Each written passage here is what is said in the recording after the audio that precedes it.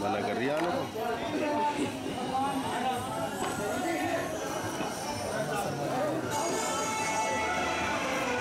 चलो मतलब शमा कमल शर्मा जी का सोची हुई मनोकामना पूरी होगी। इधर है, इधर बैठे हम।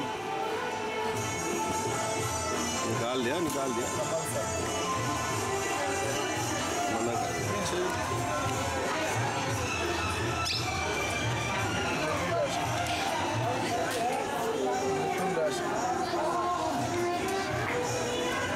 अभी नहीं मन बना जी जो आपको नहीं लिखने का लग रहा है। कोई नहीं सब कुछ होगा यार। कमल शर्मा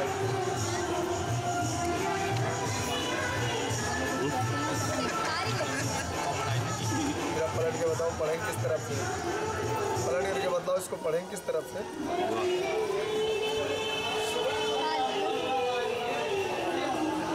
गए तो घर